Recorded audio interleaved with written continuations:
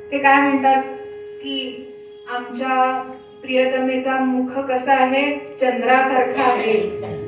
आता याचे दोन अर्थ होतात. विज्ञान शिकणारी असली प्रेमिका तर अवघडच आहे. चंद्र कसा आहे ते खरोखर कळलं म्हणजे पंचायतच नाही करायचं. पण जर का कवी कल्पना करणारा असेल तर तो प्रेमिकेच्या मुखाची कुणाला देतो उपमा कुणाला देतो तिच्या मुखाला, चंद्राची. जसं रामरायाचं वर्णन करताना तुलसीदास महाराजांची प्रतिभा मूळची जागृत होते आणि ते म्हणतात रामराय कसे आहेत. श्रीरामचंद्र कृपाळु भजन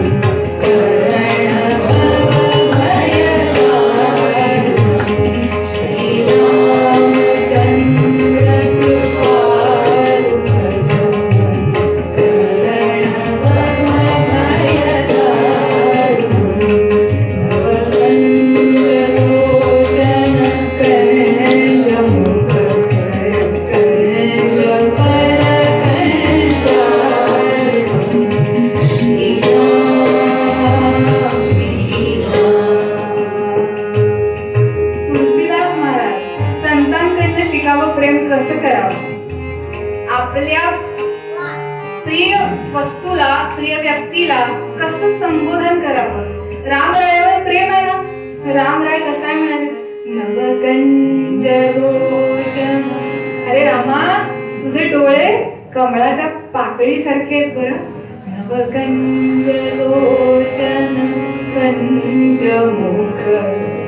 चेहरा सुद्धा म्हणाले कसा, नुकताच उमललेल्या कमळासारखा. कर कंज पद हातपाय तुझे कमळाच्या सारखे, पाय तुझे कमळासारखे, नेत्र कमळासारखे. वा रे वा, असा नुकत्याच उमललेल्या कमळासारखा माझा राजीव लोचन रामराय आहे. का बरं करुणा नाही येणार हो मग त्याला. अशी स्तुती करायला पाहिजे. तशी उपमा जशी रामाला कमळाची दिली तशी म्हणाले सद्गुरूला कशाची उपमा देता येते का हो म्हणाले. समजा म्हणाले सद्गुरूला परिसाची उपमा दिली तर परीस काय करतो. म्हणाले परीस हा लोखंडाचं सुवर्ण करतो. परीस नावाचा असा एक काल्पनिक दगड आहे म्हणे. आम्ही काही बघितलेलं नाहीये पण ऐकत आलोय वर्षानुवर्ष की तो जर लोखंडाला लावला तर त्याचं सोनं होतं. पण ते सोनं पुन्हा दुसऱ्या लोखंडाला लावलं तर त्या लोखंडाचं सोनं नाही होत. पुन्हा त्याच्यासाठी मूळ परीस लागतो. पण सद्गुरूचं तसं नाही. एकदा एका सद्गुरूंनी एखाद्या शिष्याला इतकं तयार केलं, योग्यता इतकी चढत वाढत गेली की शिष्यास गुरुत्व प्राप्त होईल. सुवर्ण करिता नये. शिष्याला गुरुत्व प्राप्त होतं. म्हणजे तुकामाईंनी श्री ब्रह्मचैतन्यांना सद्गुरु पदावरती आरूढ केलं आणि त्या ब्रह्मचैतन्यांनी श्री ब्रह्मानंदांना सद्गुरु पदावर आरूढ केलं. त्या ब्रह्मानंदांनी अजून पुढच्या कोणाला तरी सद्गुरु पदावर आरूढ केलं. अशी ही सद्गुरु पदाची परंपरा चालू आहे. म्हणजे एखाद्याचं सोनं केलं की ते सोनं पुढच्या गोष्टीचं सोनच करते आणि ते पुढचं सोनं दुसऱ्याला सोनं करते.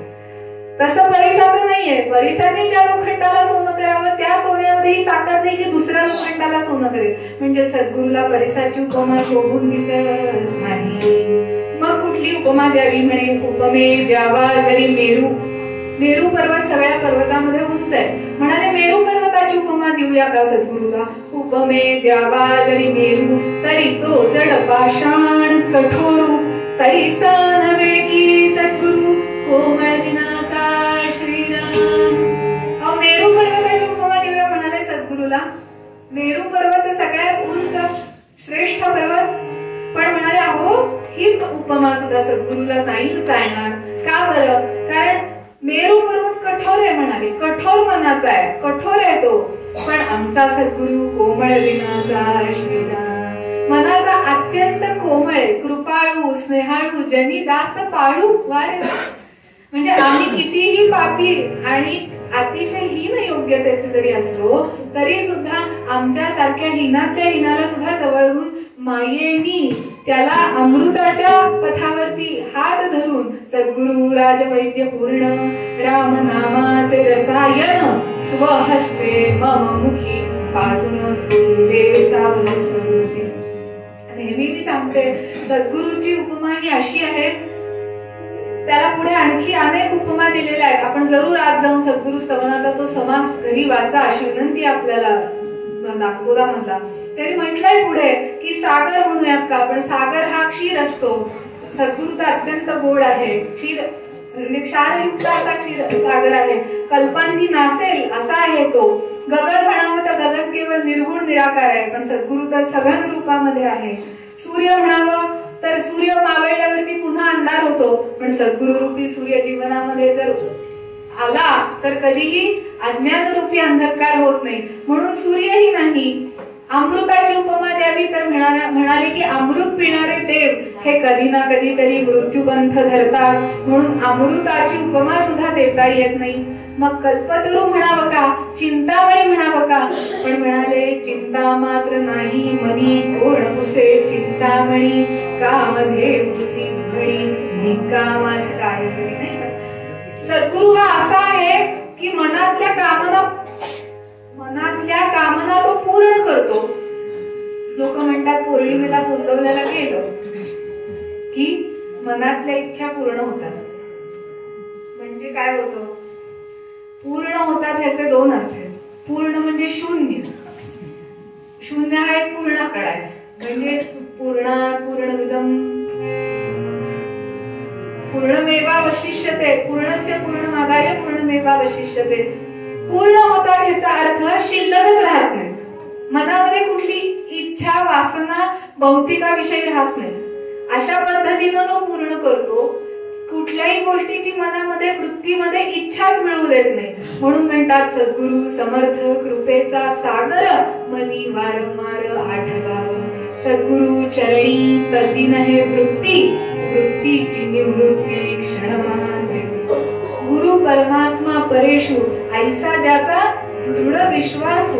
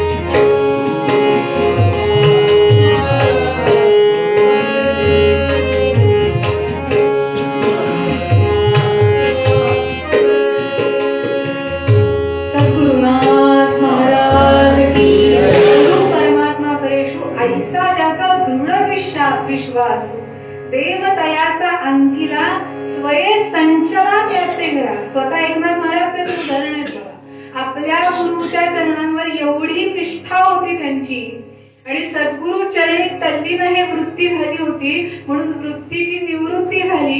कोणतीच वृत्ती उठेना त्याला म्हणतात वृत्तीची निवृत्ती होणं, म्हणजे प्रवृत्तीच्या विरोधात नव्हे. निवृत्तीनाथ महाराजांना त्र्यंबकेश्वरला एकदा गेले असताना आपल्या आई वडिलांसह त्र्यंबकेश्वराची प्रदक्षिणा घालत होते, आणि अचानक वाघ आला आणि सगळ्यांची पळापळ झाली. जंगल होतं तेव्हा त्र्यंबकेश्वरला फार मोठं, आणि हे सगळे बहिणी भावंड विखुरल्या गेली, आई वडील एकीकडे, आणि नेमकी निवृत्तीनाथ एका गुहेमध्ये गेले आणि तिथं समोर कोण बसलं होतं? त्यांचे गुरु गहिनीनाथ बसलेले होते. आणि त्यांनी विचारलं, कोण रे असं विचारलं. आमच्यासारखा लगेच म्हणला असता, मी अमुक अमुक ह ब प अमुक अमुक सगळ्या डिग्र्या एकदम सांगितल्या असत्या. त्याने सांगितलं, मी निवृत्ती. निवृत्ती म्हणजे कोण? प्रवृत्तीचा शत्रू का म्हणाले? निवृत्ती म्हणजे कोण? प्रवृत्तीचा शत्रू नाही म्हणाले, स्वयंभू निवृत्ती. काय उत्तर आहे? म्हणजे प्रवृत्तीचा शत्रू नव्हे. शंकर हा प्रवृत्तीचा शत्रू नाहीये, स्वयंभू निवृत्ती. म्हणजे ज्याच्याकडे पूर्ण वैराग्य आहे, त्याला इच्छाच नाहीये कुठल्या गोष्टींची, स्वयंभू निवृत्ती. त्याग वेगळं आणि वैराग्य वेगळं. बरोबर. समोर केळ आहे पण मला खायची इच्छा नाही, हे वैराग्य. समोर केळ आहे, खायची इच्छा आहे, पण आज उपास आहे, आज मी नाही खाणार, केळ सोडून दिले वर्षभराकरता, हा झाला त्याग. मनात इच्छा आहे, गोष्ट करत नाही, म्हणजे वैरागी नव्हे, त्याग. मनात इच्छाच नाही, हे वैराग्य.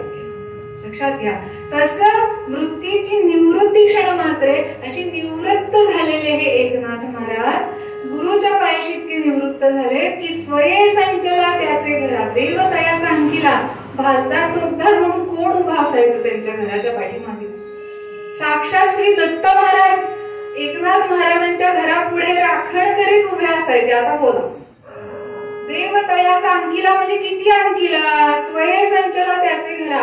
स्वतः परमात्मा द्वारकाधीश घरी येऊन भांडी कुंडी घासतोय, पाणी भरतोय, गिरिजाबाईंना म्हणतोय की काम असलं हलकं सारखं तर द्या मला करायला. म्हणजे नामस्मरणाच्या राशीच्या राशी इतक्या झाल्या. भगवंताचं नामस्मरण जरी एक वेळ बाजूला राहिलं तरी गुरुपदावरती असलेली इतकी अखंड निष्ठा आहे की त्या निष्ठेचं भगवंताला कौतुक आहे. आणि म्हणून स्वतः पंढरीनाथ घरातली हलकी सलकी कामं करायला आले. आपल्या घरातली हलकी सलकी कामं करायला येणारे सुद्धा रोज वेळेवर येतील का नाही शंका आहे. पण श्रीखंड्या बनून अखंड 12 वर्ष पंढरीनाथ द्वारकाधीश त्रिलोकाचा राजा तो येतोय आणि नाथांना म्हणतो, मला काहीतरी काम धंदा द्या तुमच्या घरी. हलकी सारखी कामं करतो आणि म्हणले, अरे पगाराचं काहीतरी ठरवून घेऊया. नाथ किती सरळ बघा, पगाराचं काहीतरी ठरवून घेऊया म्हणाले. नाही म्हणला, ते पगाराचं राहू दे म्हणले, मला आपलं जेवण खाण घाला, जेवणावरही काम करतो. आणि म्हणून ठेवून घेतला त्याला काम करून घ्यायला. ह्याला म्हणतात गुरु परमात्मा परीक्षू. असा ज्याचा विश्वास आहे त्याच्या घरी देव स्वतःहून जातो. आणि म्हणून समर्थ म्हणाले, हरिहर ब्रह्मादिक नाश पावती सकळिक सर्वथा अविनाश एक सद्गुरु पद श्रीराम.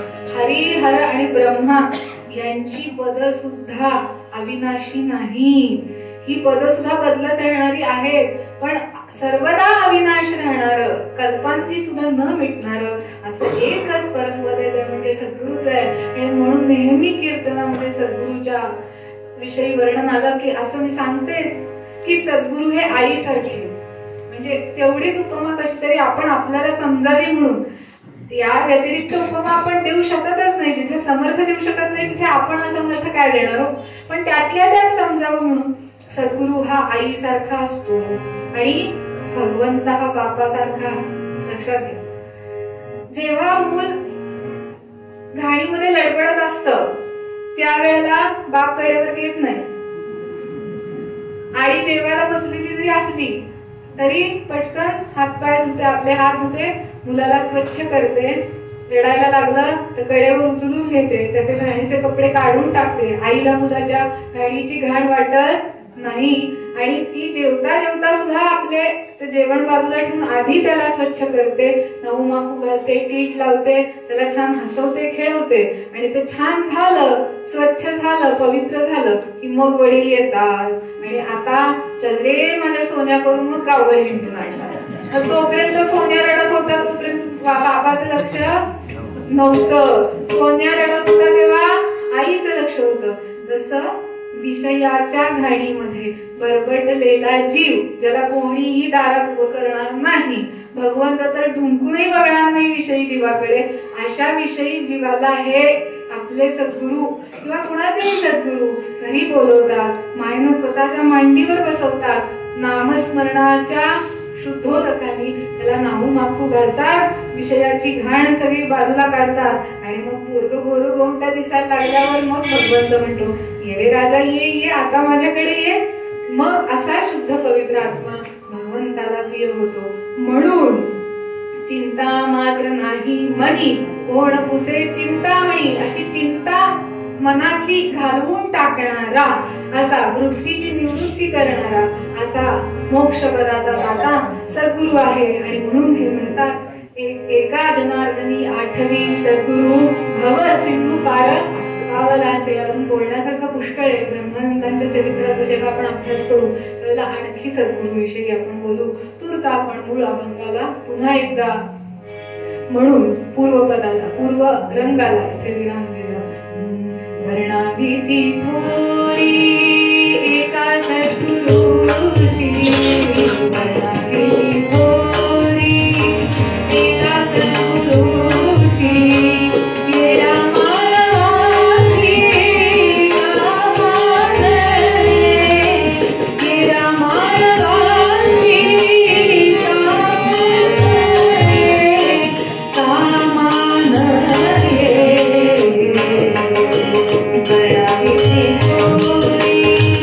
एका सद्गुरूची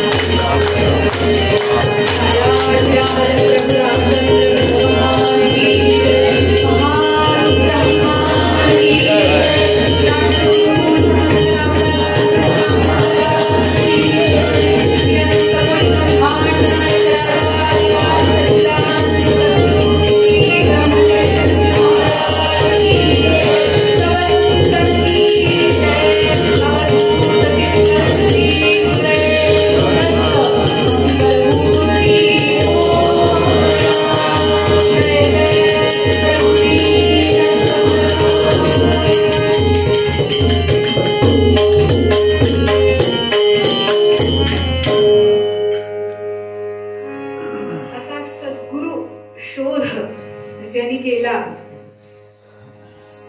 आणि सद्गुरूचा शोध सुरू कधी केला हो? वयाच्या 8व्या वर्षापासूनच गुरुच्या शोधार्थ बाहेर पडले. पण पहिल्या 1-2 प्रयत्नामध्ये तितकंसं यश आलं नाही, परत यावं लागलं.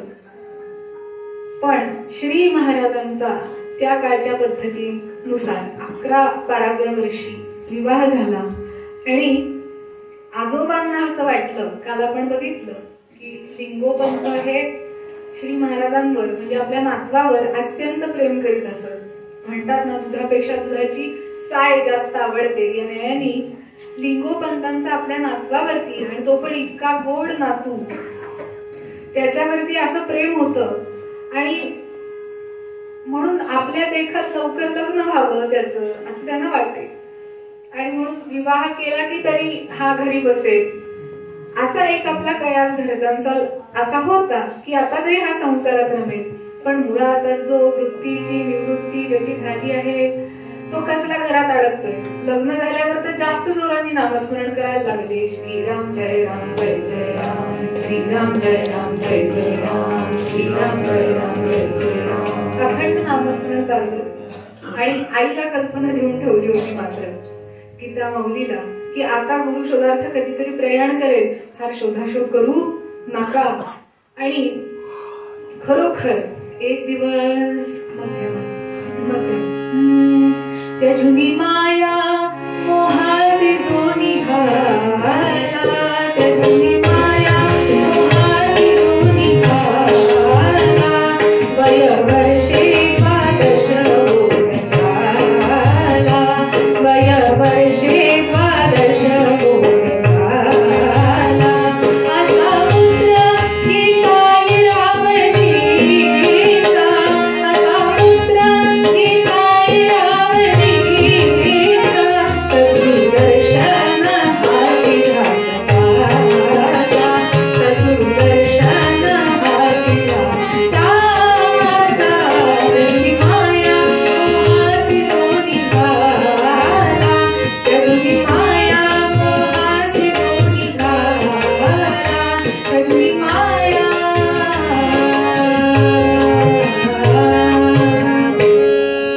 माया मोहाला निघून वय वर्ष 11-12च्या आसपास असलेले गणूबुवा हे घरदार सोडून गुरु शोधार्थ निघाले. आणि पहिल्यांदा आले कुठं, ह्याच आपल्या सांगलीमध्ये आले, आणि कुठे हरिपुरामध्ये राधा अक्कांच्या चरणी गेले आणि त्यांनी अनुग्रह मागितला राधा अक्कांचा. आपलं नशीब इतकं थोर, कारण आपण राजाधिराज ब्रह्मचैतन्यांची लेकरं आहोत, म्हणून आपल्याला गुरु शोधार्थ जास्त वळवण करावी लागली नाही. गोंदवल्यात गेलं की गुरु अनुग्रह मिळाला, पण श्री महाराजांना सद्गुरु शोधासाठी अत्यंत वळवण करावी लागली, भटकावं लागलं, कष्ट करावे लागले. सगळ्यात पहिल्यांदा राधा अक्कांकडे गेले, पण त्या म्हणाल्या, बाळ इथे तुझं काम होणे नाही, मी काही तुझी गुरु नाही. असं नाही आलाय आयता चालून घ्या त्याला बांधून दावणी, असं नसतं. ज्याचं शिष्य त्याच्याच पाशी जातो. साधूसी करता नमस्कार, साधूसी तयासी लागली चिंता थोर, जेथे नेऊन सोडी. समर्थ म्हणाले, एखाद्या साधूला तुम्ही नमस्कार केला म्हणून तो तुम्हाला लगेच त्याचा अंकित करून घेत नाही. हा कुणाचा आहे, ह्याचं नाव कुणाच्या रजिस्टरला नोंद आहे हे त्यांना बरोबर कळतं. तिथला तिथं नेऊन सोडतात त्याला. काम केलं त्यांनी सांगितलं, इथं नाही, तू इथून दुसरीकडे जा. मग मार्ग दाखवला का, तर अनेक संतांची दर्शनं होत होत गुरुपदापर्यंत जावं म्हणून मार्ग सांगितला. मिरजेच्या अण्णाबुवांकडे पाठवलं आणि तिथून श्री महाराज अशी थोरा मोठ्यांची अनेक संतांची दर्शनं घेत घेत अक्कलकोटला गेले आहेत, माणिक प्रभूंकडे गेलेले आहेत, हुमणाबादला देव मामलेदारांकडे गेलेले आहेत, माउंट आबूच्या पहाडामध्ये श्री महाराज गेले. आणि काय होते बालरूप किती सुंदर, गौरवर्ण मुळातच आधी गौरवर्ण कांती मूर्तिमंत शांती, गौरवर्ण कांती मूर्तिमंत शांती, दया क्षमा शोभे चित्ती राम नामी रंगलाया, माण गंगा तीरी स्वामी माझा पाहिलाया, माण गंगा तीरी सद्गुरु तो भेटिलाया, माण गंगा तीरी. गौरवर्ण कांती दया क्षमा शोभे चित्ती आणि मुळात रामनामी रंगला, असा मुखामध्ये रामनाम घेतलेला 11-12 वर्षाचा मुलगा.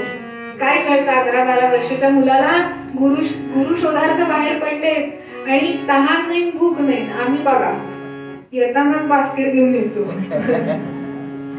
सगळी सामग्री बरोबर असते, नाही मिळालं तर काय करा, यजमानांनी खायला दिलं नाही तर काय करा, घरात नाही तर सांगितलं असतं 2 बिस्किटचे पुढे तरी जवळ ठेव, निदान खाऊन पाणी तरी पिता येईल पोटभर.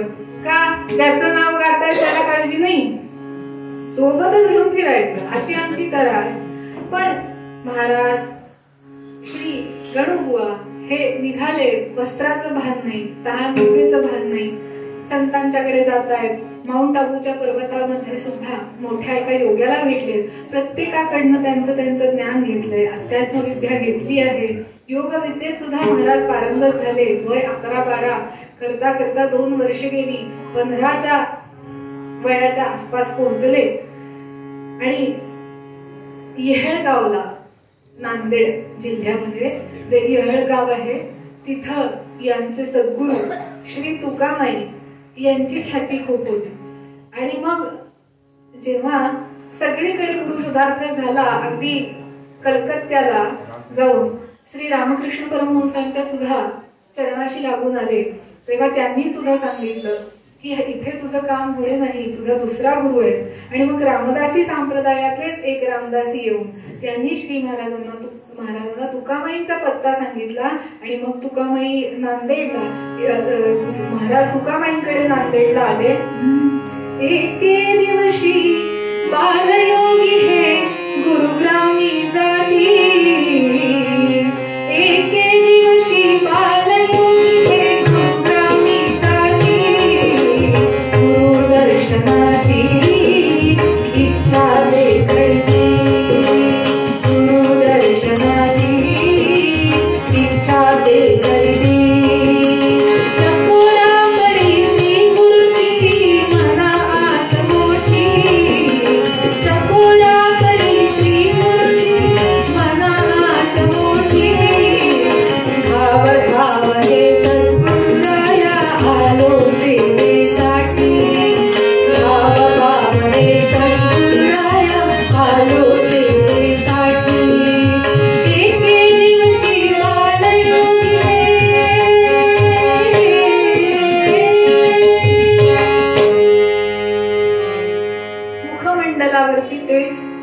आणि हा 14-15 वर्षाचा मुलगा गुरु शोधासाठी रामनाम घेत भटकतोय. आई वडील कुठे आहेत त्याचे कुणाला माहित नाही, निश्चित नाव गाव माहित नाही, पण गुरुच्या शोधासाठी कळकळीनं फिरतोय. याचं सद्वर्तनी लोकांना फार कौतुक वाटायचं. आणि माधुकरी शिवाय कुणाकडे काही मागू नये असा बाणा ठेवलेले गुरु महाराज त्या आपल्या गुरुग्रामी म्हणजे येहळगावी आले. आणि कधी एकदा विचारतात श्री तुकामाई कुठे असतात हो. त्यांनी ग्रामस्थांना विचारलं गेल्यावरती की श्री तुकामाई कुठे, आपण आपली तुलना करून बघावी महाराजांच्या बरोबर. गोंदवल्यात गेल्या पहिल्यांदा आम्ही काय करू, काय करतो आम्ही गोंदवल्यात गेल्या पहिल्यांदा रूम मिळते का नाही बघतो. रूम मिळतेय का, त्यातल्या खालची मिळतेय का, त्याच्यात अटॅच मिळतेय का, आणखी काय काय सोयी सुविधा आहेत हे आम्ही जाऊन पहिल्यांदा बघतो. आणि प्रसादाची वेळ झाली का, तळून गेला का, तळून गेला असेल तर काही कोणाच्या ओळखीने मिळतोय का, हे सगळं आमचं लक्ष असतं. म्हणजे मूळ दर्शन राहिलंच बाजूला, श्री महाराजांच्या पुढे जाऊन पटकन डोकं टेकवावं हे राहिलंच बाजूला, स्वतःच्या सोयी सुविधा. म्हणून महाराज म्हणतात सर्व अर्पण करणं सोपं आहे पण स्व देणं अवघड आहे. सर्व देता येईल, अगदी सगळा बँक बॅलन्स देता येईल, पण स्वच काय करता, मीपणाचं काय करता, तो देणं महत्वाचं आहे अजून. आणि मग श्री महाराज शोधार्थ भटकतायत आणि लोक सांगतात अरे तो कोण म्हणतात तो वेडा तू क्या बन. तो काय म्हणाले, बसला असेल कुठेतरी एखाद्या ओढ्या किनारी, कुठेतरी लहान मुलांबरोबर खेळत, कुणाच्या तरी घरी जाऊन आबरट चबरट खात असेल. आणि काही जण म्हणाले जे श्रद्धाळू होते, जे सत्पुरुषाला ओळखत होते, सत्पुरुषाला ओळखणं फार अवघड काम आहे बरं का.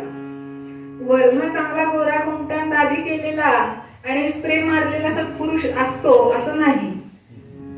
अजागळ असलेला व्यक्ती सुद्धा त्याच्या आत सद्गुरुपद लपलेलं असू शकतं. हे त्याच्या ओळखण्याची दिव्य दृष्टी येण्यासाठी आधी तुमचा अधिकार तेवढा पाहिजे. मग जे सश्रद्ध होते त्यांनी महाराजांना सांगितलं तुकामाईनं अरे त्यांचं काय सांगतोस? कधी एखाद्या भक्ताच्या घरी जातील, दिलेली दूध भाकर खातील, कधी एखाद्याच्याकडे जातील, त्याच्यावरती मायेची पांघरूण घालतील, हातामध्ये कधी स्त्री वेशासारख्या बांगड्या भरलेल्या असतात हो, हातामध्ये चिलीम असते, कधी कधी कुत्र्याच्या पिलांबरोबर खेळतील, कधी लहान मुलांबरोबर खेळतील. त्यांना की नाही भय आणि चिंता ही गोष्टच नाही. वा रे वा, हे वर्णन आपल्या सद्गुरूचं ऐकल्यावर डोळ्यातनं झरझर पाणी यायला लागलं, अश्रुधारा यायला लागल्या. आणि याच स्थानी आपलं निश्चित काम होईल असं खात्री श्री महाराजांना वाटायला लागली. आणि म्हणून मी काल आपल्याला सांगितलं, अशा स्थानी जाऊन आपण अनुग्रह घ्यावा की जिथं आपली 100% खात्री होईल की हा महात्मा आपल्याला काही झालं तरी दूर लोटणार नाही, असा महात्मा आपला सद्गुरू असतो. ही खूण आहे. इथं आल्यानंतर माझे 100% काम होईल, मी कसाही असलो तरी हे माझा स्वीकार करतील, अशी जिथे खात्री वाटते ना, ते सद्गुरूचं स्थान असतं. आणि अशी खात्री श्री महाराजांना हे वर्णन ऐकल्यावर वाटली. आणि कधी एकदा चकोरा परी श्री गुरुजींची दर्शनाची आस मोठी, कधी एकदा तुकामाईंची पावलं पाहतो असं झालं. आणि दिवसभर भटकल्यानंतर तुकामाईंची गाठ पडायची वेळ आला, तो क्षण आला. आणि हे महाराज यायच्या आधीपासूनच 3-4 दिवस ज्याचं माणूस यायचं त्याला बरोबर ते समजत असतं आणि ते आधीपासूनच त्याचे स्पंदन जात असतात. तुकामाई आधीच 3-4 दिवस मोठ्या ओरडत होते, येणारे रे येणारे, चोर येणारे, सगळं लुटून नेणारे, सांभाळा रे सांभाळा, चोर येणारे, सगळं लुटून नेणारे, असं तुकामाई म्हणत होते. पण नक्की या बोलण्याचा अर्थ काय हे सामान्य जनांना काय कळावं. आणि तो क्षण आला. संपूर्ण दिवस पालथा घातल्यानंतर सद्गुरूंची भेट झाली, तुकामाईंचं दर्शन झालं. सद्गुरुनाथ महाराज की. तुकामाईंचं ते रूप, टोपी घातलेली, हातामध्ये चिलीम, आपल्याला माहितीये गोंदवल्यामध्ये आपण बघितलं असेल, तिकडे समाधी मंदिराच्या वर गोपालकृष्ण महाराजांचं ठाण आहे. त्या गोपालकृष्णांच्या उजव्या बाजूला तुकामाईंचा फोटो आहे आणि डाव्या बाजूला श्री रामदास स्वामी महाराजांचा. कसे तुकामाई आहेत, त्यांचं रूप आपण आठवा. आणि असे तुकामाई समोर उभे राहिले आणि बघता क्षणी अष्टसात्विक भाव समोर दाटून आले. अखंड मंडलाकारं व्याप्तं येन चराचरं तत्पदं दर्शितं येन तस्मै श्री गुरवे नमः. डोळ्यातनं अश्रुधारा वाहतायत आणि प्रेम पात्राला बघितल्यानंतर माणसाला दिग्मूढ व्हायला होतं, काय करावं सुचत नाही. पटकन समोर जाऊन पाया पडावं तर शरीरातला त्राण निघून गेलाय. अशी अष्टसात्विक भाव, अशी एक द्विधा मनस्थिती ही त्या शरीरामध्ये निर्माण होते. आणि नुसतं तिथे मौनाची भाषा समजते. ये हृदयीचे ते हृदयी, अशी मौनाची भाषा सुरू होते. आणि महाराजांनी, तुकामाईंनीच पुढे येऊन महाराजांना आलिंगन दिलं, छोट्याशा गणूला आपल्या हृदयाशी धरलं. सद्गुरुनाथ महाराज. पण दुसऱ्या दिवशीपासून सेवा चालू झाली महाराज. आणि तुकामाईंची सेवा करणं इतकी सोपी गोष्ट नव्हती बरं. तुकामाई हे भलतेच विलक्षण होते. बाल उन्मत्त पिशाच्य वृत्तीचे, बालोन्मत्त पिशाच्य वृत्ती म्हणजे कधी कधी लहान मुलासारखं वागतील, कधी कधी उन्मत्त माणसासारखं वागतील, कधी कधी पिशाच्यासारखं वागतील. त्याला म्हणतात बाल उन्मत्त पिशाच्य वृत्ती. म्हणजे तुर्यावस्थेच्याही पलीकडे गेलेले जे महात्मे असतात ते असे परमहंस जे झालेले असतात ते असे वागत असतात. तशा पद्धतीचे तुकामाई होते. आणि सोपी नव्हती सेवा करणं. प्रसन्न मुद्रे कधी सेवा घ्यावी, तीव्र वचने कधी झटकावी, कधी सुरितर कधी निंदा हो, कधी मार कर कधी खुशी हो. प्रसन्न मुद्रे सेवा घ्यावी, तीव्र वचने कधी झटकावी, कधी सुरिती निंदा हो, कधी मार कर कधी खुशी हो. कधी कयाला नचडक मगले, कधी कयाला नचडक मगले. शरण पूर्ण पै गुरु शिराहिले, शरण पूर्ण पै गुरु शिराहिले, शरण पूर्ण पै गुरु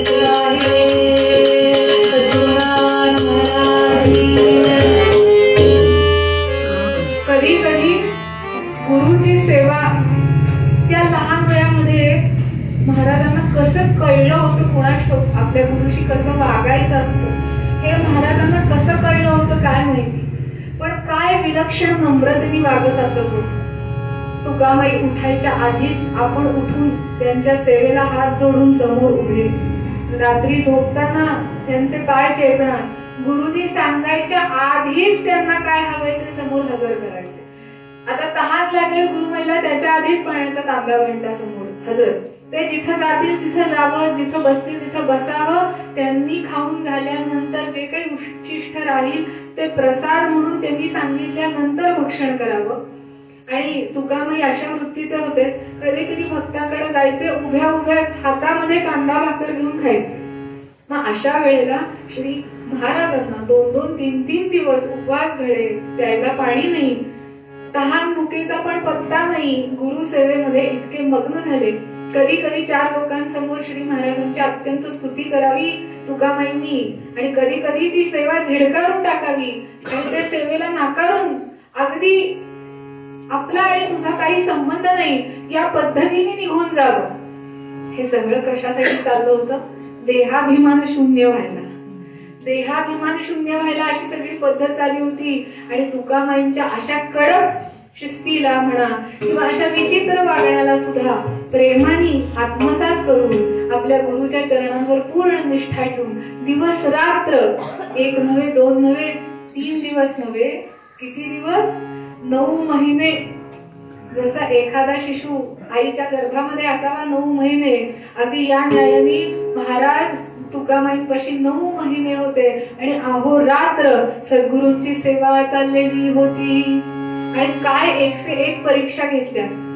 एकदा म्हणाले, बोलता बोलता सहज बोलून जातात, असं नाही आधीच सरप्राईज टेस्ट घेणार हे आधीच सांगितलेलं होतं, असं नाही उद्या सरप्राईज टेस्ट आहे बरं का, असं शाळेत सांगतात आता अलीकडे, उद्या सरप्राईज टेस्ट आहे. मग कसली आली आहे सरप्राईज टेस्ट? अशी परीक्षा घ्यायची. एक दिवस सहज बोलता बोलता सांगितलं, अरे गणू ते समोरचं वडाचं झाड आहे ना त्याची पानं तोड रे. माझ्यासारखा चिकित्सक असता तर निश्चित म्हटला असता, आता कशाला ह्या वेळेला झाडाची पानं तोडायची, ही काय वेळ आहे का रात दुपारी 12ची? डोकं पूर्ण शरणागत, प्रश्न नाही, विकल्प नाही. जसं अंबादासाला म्हणजे कल्याण स्वामीला सांगितलं, कल्याणा छाती उडून गेली म्हणल्या छातीच्या पाठीमागे गेला, वरून खाली उडी मारली, अजून कल्याण उडी, कल्याणकडा सज्जनगडावरती आहे.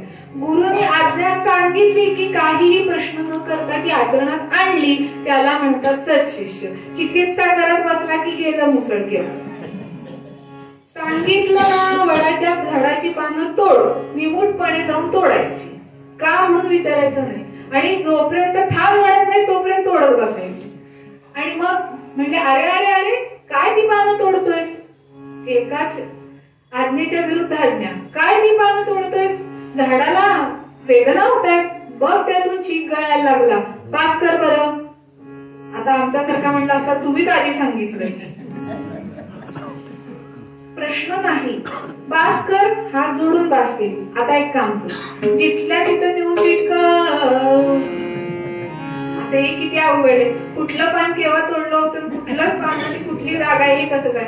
बरोबर जिथलं पान तिथं नेऊन चिटकाव म्हणलं की चिटकावलं, विकल्प नाही, ते चिकटलं. सद्गुरुनाथ महाराज याला म्हणतात सद्गुरूची निष्ठा. आमच्या चिकित्साच भारी आणि आमच्या शंकाच जास्त, त्यामुळे काम होत नाही आमचं. संशयात्मा विनश्यती, संशयाचा परमार्थ खोटा, समर्थ म्हणाले, आम्ही नाही म्हणत, समर्थ म्हणाले. संशयाचा देव खोटा, संशयाचा परमार्थ खोटा म्हणाले. संशय नाही घ्यायचा, प्रेम आहे ना, संशय घेणे नाही.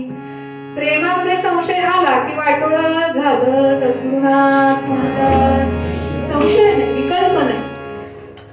असंच कडक परीक्षेतून जाता जाता एक दिवस आज्ञा केली, एका पटांगणामध्ये नेलं, मोठ्या पटांगणामध्ये नेलं आणि सांगितलं, षडज बैस घालोनी सिद्धासन विवरील कोणी जरी प्रश्न नच सोडावे आसन मौन ठेवी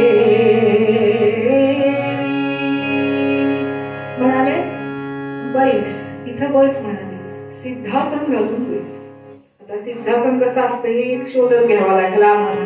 कीर्तनामध्ये लोक आसनं करतात वेगवेगळ्या प्रकारची, पण तुम्ही दादा द्यायला पाहिजे की बहुतांश जनता खालीच मांडी घालून बसलेत आणि न हालचाल करता बसले. नाही तर काय असतं, मंडळी एखादा खांब तरी शोधतात, भिंत तरी शोधतात आणि निवांत टेकून बसतात. हो, नाही तर असे बसलेले इकडची मांडी इकडं, इकडची इकडं, अशी भरपूर आसनं चाललेली असतात. सिद्धासन घालून बस म्हणाले. आणि 2-3 पोरं खेळत होती, 3 मुलं खेळत होती तिथं. त्या 3 मुलांना ओढून आणलं हाताने धरून स्वतःहून आणि यांना सांगितलं खड्डा खणायला सांगितला आणि स्वतःच्या हाताने ती मुलं खड्ड्यात टाकली. कुणी? तुकामाईंनी महाराजांना खड्डा खणायला लावला. आपण ती मुलं खड्ड्यात टाकली, वर्ण माती टाक म्हणाले. माती टाकली ह्यांनी, विचारायचं नाही, कर म्हटलं की करायचं. लक्षात घ्या, सद्गुरु त्याच योग्यतेचा आहे. उगाच कुठला तरी नव्हे, जो महा अवस्थेला पोचलाय. नवे तुकामाई म्हणजे स्वतः परब्रह्मच होते ते. आणि त्यांनी सांगितलं वरून खड्डा पुरून टाक आणि खड्डा पुरून त्याच्यावर सिद्धासनामध्ये बैस आणि आता मौन धरून ठेव. बैस घालोनी सिद्धासन घालून बस. विवरील जरी कोणी प्रश्न नच सोडावे आसन. मौन धरून ठेवी तयाप्रती मौन धरून ठेवी. सिद्धासनात बसायचं, डोळे मिटायचे, ध्यान करायचं आणि जर कोणी प्रश्न विचारला तर काहीही उत्तर द्यायचं नाही, त्यांच्या प्रती मौन धरून ठेवायचं. एवढी आज्ञा गुरुकडून मिळाली. हे सिद्धासनामध्ये बसले. गुरुच्या पायापाशी ध्यान मूलम गुरुर्मूर्ती. ध्यान लावलं गुरुच्या पायापाशी. मनामध्ये श्रीराम जय राम जय जय राम, श्रीराम जय राम जय जय राम. चालू झाली, तार चालू झाली, 1 तारी वाजायला लागली आणि किती वेळ ती मुलं खड्ड्यामध्ये आत दाबली गेली होती. संध्याकाळ व्हायला आली. मुलांचे पालक, मुलं घरी आली नाहीत म्हटल्यावर शोधाशोध करायला लागली. साहजिक आहे हो, खेळायला गेलेली मुलं घरी परत आली नाही म्हणून सगळे शोधाशोध करायला लागले, आई वडील त्या 3 मुलांचे. आणि शोधता शोधता तुकामाईंकडे येऊन प्रांगणामध्ये, त्या पटांगणामध्ये येऊन विचारतात, तुम्ही बघितलं का हो तुकामाई, आमच्या मुलांना बघितलं का? यांनी काय सांगितलं? तुकामाई सांगती सर्व लोका, तुकामाई सांगती सर्व लोका, ना बोले तरी त्यासी तुम्ही ठोका, ना बोले तरी त्यासी तुम्ही ठोका. बाळखाटासी सिद्ध माझा उभा, बाळखाटासी सिद्ध माझा उभा, नका ऐकू बोलतानी त्याचा गावा, नका ऐकू कोणी त्याचा गावा. तुकामाई सांगती सर्व लोका.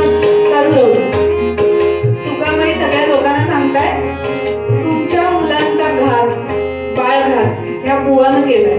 हा जो बसलाय ना सिद्धासनामध्ये ध्यान लावून ढोंग करतोय म्हणजे यानं केलाय. म्हणजे घात केला तुमच्या मुलांचा, त्याला जाऊन विचारा. म्हणजे बाळघाताला सिद्ध असलेला हाच बुवा आहे. आता हे आपल्यासारख्यानं जर ऐकलं असतं ते तिथून पळ काढला असतं, हे काय बोलतच झालं. पण चालू हे शांत बसले. लोक आली संतापून विचारायला लागली हलवून. सांगितलंय काय? मौन धरून ठेवायचं, बोलायचं नाही. हे मौन धरून, काहीच उत्तर नाही. 1 नाही 2 नाही म्हणल्यानंतर यांनी बदड बदडायला सुरुवात केली त्या मुलांच्या आई वडिलांनी. तुकामाई तिकडनं उठून आले आणि त्यांना म्हणतात, अरे त्याला नुसतं काय मारता, हलवा त्याला तिथनं. म्हणले हा खाली मुलांना पुरून त्याच्यावरती बसलाय बघा. म्हणले हा म्हणले ह्यानं मुलांना पुरलंय आणि त्याच्यावर स्वतः बसलाय आरामात. म्हणाले त्याला ओढा तिथनं, खेचा बाजूला. लोकांनी आधीच संतापलेल्या जोरदार काय खेचलं. 15 वर्षाच्या मुलाला काय खेचायला ताकद आली आहे. 3 मुलांचे 2-2 आई वडील, 6-7 माणसांनी मिळून खेचला, बाजूला सरकवला. देहाचे किती हालहाल झाले असतील. आधी वेद बदलून काढलं होतं, त्यात खेचून तिथनं बाजूला केलं, खड्डा सगळा अस्ताव्यस्त केला. आणि बघतात तो ती 3 मुलं तिथं दिसली. आता ती इतका वेळा मुलं मातीच्या खाली असलेली लहान लहान लेकरं, ती अक्षरशः मृतवत तिथे निश्चित पडलेली होती. आणि त्या मुलांकडे बघून आई वडिलांचं होतं नव्हतं तेवढं धाडस गेलं आणि आई वडील रडायला लागले, जोर जोरात आक्रोश करायला लागले, श्री महाराजांना अर्वाच्य बोलायला लागले, दोष द्यायला लागले, मारायला धावले. आणि तेव्हा मात्र एवढं सगळं होऊनही श्री महाराज परी नच टळमळले. हा सत्वगुण आहे. हा सत्वगुण आहे की काहीही झालं तरी सुद्धा गुरुची आज्ञा आहे तशीच पाळायची, शब्दशः चिकित्सा करायची नाही. ते तसेच बसलेत. आणि मग खळकन श्री गुरूंच्या डोळ्यामध्ये पाणी आलं आणि तुकामाई तिथे पळत पळत आले. अरे म्हणले, सरका रे सरका, तुम्ही बाजूला सरका, माझ्या लेकराला का बरं मारताय? काय झालं म्हणले तुमच्या मुलांना? अरे त्याला उगीच का मारिता, अरे त्याला उगीच का मारिता, काय झाले तुमच्या लेकरा, मम बाळाला सोडा त्वरे आता, वदोनी गुरुराये सेविला शिष्य माथा, सद्गुरुनाथ महाराज की. तुमच्या मुलाला काही नाही झालं म्हणाले, सोडा माझ्या बाळाला. म्हणाले, लेकरू माझं केव्हापासून मार खातंय तुमचा, कुणाला उलट बोलत नाहीये, त्याला मारता होय तुम्ही सगळे मिळून. असं म्हणून त्या बाल मूर्तीला श्री महाराजांना हृदयाशी कवटाळलं, सद्गुरुनाथ महाराज की. आणि सहज त्या मुलांच्या नावाने हाक मारली आणि आनंदाने मुलं झोपेत न उठावी, अशी ती झोप पूर्ण झालेली मुलं जशी आनंदाने उठून बागडायला लागतात, तशी ती खड्ड्यात पुरलेली 3 मुलं त्या खड्ड्यातून उठली आणि आनंदाने किलबिलाट करून आपापल्या आई वडिलांना जाऊन बिलगली, सद्गुरुनाथ महाराज की. पण ह्या प्रसंगानंतर श्री महाराजांचा देहाभिमान अगदी शून्य झाला. आपल्याला वाटताना वाटेल की तुकामाईंनी एवढी कडक परीक्षा महाराजांची का बघितली? अहो, सोन्यालाच कस लावला जातो, हिऱ्यालाच पैरू पाडले जातात, आमच्यासारख्या दगडाची काय महाराज परीक्षा घेणार? तशा परीक्षेच्या पात्रतेचे श्री महाराज होते म्हणून अशी कडक परीक्षा आहे.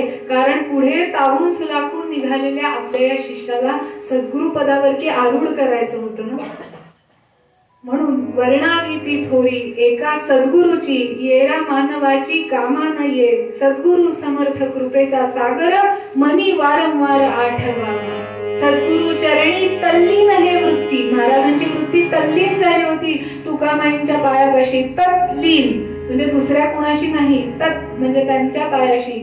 सद्गुरु चरणी तल्लीन हे वृत्ती, वृत्तीची निवृत्ती क्षणमात्र. पण तो क्षण येण्यासाठी आधी भरपूर प्रॅक्टिस केली, भरपूर सेवा केली आहे, 9 महिने अखंड दिवस रात्र. आणि तो सुदिन आला आणि मग त्या दिवसापासून मात्र सद्गुरुनाथ तुकामाई अत्यंत अत्यंत प्रसन्न झाले. सगळ्या परीक्षा, काठिण्य पातळीवरच्या परीक्षा घेऊन संपल्या आणि सेवा दृढती पूर्ण झाली, प्रसन्न तुकामाय तुष्टली. सेवा दृढती पूर्ण झाली, प्रसन्न तुकामाय तुष्टली. ब्रह्मचैतन्य पदवी दिधली, गुणखाणी शिष्यासी. ब्रह्मचैतन्य पदवी दिधली, गुणखाणी शिष्यासी. सेवा दृढती पूर्ण झाली, सेवा दृढती, सेवा दृढती, सेवा दृढती पूर्ण झाली. श्री अनंत कोटी ब्रह्मांड नायक राजाधिराज सच्चिदानंद सद्गुरु श्री ब्रह्मचैतन्य महाराज की. देहाभिमान शून्य झालेल्या आपल्या शिष्याला मग मात्र सद्गुरुनाथांनी अगदीच मुलासारखं सांभाळलं. म्हणजे त्याच्याही आधी सांभाळतच होते, पण काठिण्य पातळीच्या परीक्षा घेत घेत सगळं चाललेलं होतं. आता मात्र सद्गुरुनाथांनी कडक परीक्षा बघायच्या बंद केल्या आणि येणाऱ्या रामनवमीला भर माध्यान्ह काळी श्री महाराजांचा हात धरला, रानामध्ये घेऊन गेले. एक विहीर होती, त्या विहिरीच्या अशी पायऱ्या पायऱ्यांची विहीर, त्या विहिरीच्या एका कोनड्यामध्ये श्री महाराजांना तिथे बसवलं कोपऱ्यामध्ये आणि म्हणाले, बाळ, आजवर मी तुष्टाने म्हणाले तुझी फार परीक्षा घेतली, तुला फार त्रास दिला, म्हणाले तू कुणाचं लेकरू एवढ्या लांबना आलास रे माझ्या पायाशी, पण मी किती दुष्ट आहे, तुला फार त्रास दिला म्हणाले, पण मी आज तुला असं देतो जे पूर्वी वसिष्ठांनी रामरायाला दिलं होतं, ते दान आज मी तुला देतो. आणि म्हणून रामनवमीच्या सुमुहूर्ती श्री तुकामाईंनी खऱ्या अर्थाने अनुग्रह व्हावा लागतो आणि या पद्धतीने श्री महाराजांना तुकामाईंचा अनुग्रह झाला आणि रामरायाला जे ज्ञान वसिष्ठांनी दिलं होतं तेच ज्ञान जे नारायणाकडनं आलंय. आदिनारायणम विष्णू ब्रह्मांड वसिष्ठकम, आदिनारायणाकडनं ब्रह्मांकडं, ब्रह्मांच्याकडून वसिष्ठांच्याकडे आले आणि ते ज्ञान ब्रह्मांच्याकडनं आलेलं, नारायणाकडनं आलेलं ज्ञान जे रामचंद्राला मिळालं होतं तेच ज्ञान तुकामाईंनी श्री महाराजांना दिलं आणि नुसतं ज्ञान नाही दिलं तर नामकरण केलंय श्री ब्रह्मचैतन्य, श्री अनंत कोटी ब्रह्मांड नायक राजाधिराज सच्चिदानंद सद्गुरु श्री ब्रह्मचैतन्य महाराज की. ब्रह्मचैतन्य म्हणजे त्या चैतन्यात ब्रह्माला चैतन्य रूपात आणून ज्यांनी साकार केलं असे ते ब्रह्मचैतन्य महाराज. चैतन्य आहेच, ब्रह्म आहेच सगळीकडे, ब्रह्म सगळीकडे आहे, पण ब्रह्माला ऍक्टिव्ह करायचं काम, संवनात आणायचं काम हे चैतन्य ज्यांनी फुलवलं. स्फुल्लिंग ज्यांनी हृदयामध्ये प्रत्येकाच्या ब्रह्म आहेच, पण ते ब्रह्मरूपी चैतन्याला ज्यांनी फुलवलं, ठिणगी पेटवून त्याची आग केली, असे हे ब्रह्मचैतन्य महाराज. घन निर्गुण ब्रह्माला सगुण चैतन्य करणारे. आपण बघा, गोंदवल्यातला परमात्मा श्री रामराय महाराजांसाठी 3 वेळेला अश्रुपात करतो आणि आम्ही निघाल्यावर म्हणतो बाय बाय, पुन्हा तोंड कारण वेळेस इतक्या की असं नाही म्हणणार, तो अत्यंत प्रेमळ आहे, प्रत्येकालाच तो आपल्या अगदी विनोदानेच म्हटलं बरं का, पण तो रामराया प्रत्येकालाच घेतो. पण श्री महाराज नेहमी शरण्यात जायला लागले म्हणल्यावर रडू आलं त्याला. श्री महाराज आजारी पडले म्हणल्यावरती भगवंतानी घळा अश्रुपात केलाय. सांगा बरं, हे प्रेम असल्याशिवाय आहे का? म्हणून त्या ब्रह्माला चैतन्यात आणण्याची किमया ज्यांनी केली ते श्री ब्रह्मचैतन्य महाराज. आणि हा सगळा कशाचा प्रसाद आहे? वृत्तीची निवृत्ती क्षण मात्रे एका जनार्दनी आठवी सद्गुरु भव सिंधू पार पावला असे.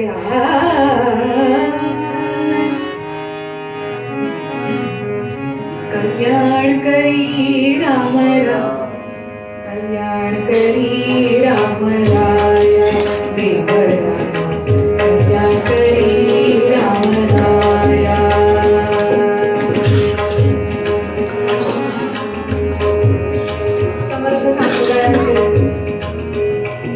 कीर्तनाच्या शेवटी चालू रामरायाकडे मागणी करतात. कल्याण करी रामराया देवरा, कल्याण करी रामराया. अपराधी जन चुकतची केले, चुकतची केले, तुझा तुझी सावली दयाळा. आम्ही अपराधी आहोत, सारखं चुकणं हेच आमचं काम. तुझं काम काय आहे? आम्हाला सावरण. तुझा तुझी सावली दयाळा, कल्याण करी रामराया. हरी कीर्तन सेवा श्री सद्गुरुनाथांच्या चरणी अर्पण करूया. त्यांच्या कृपेमुळे आपण सेवा करू शकलो, येऊ शकलो, ऐकू शकलो, वाजवू शकलो, ही सगळी त्यांची कृपा आहे. म्हणून झालं कीर्तन, त्यांच्या चरणाशी अर्पण करणे एवढंच आपल्या हातामध्ये. वर्णाविती थोरी एका सद्गुरूची, एका सद्गुरूची, एका सद्गुरूची. मेरा मानवाची कामान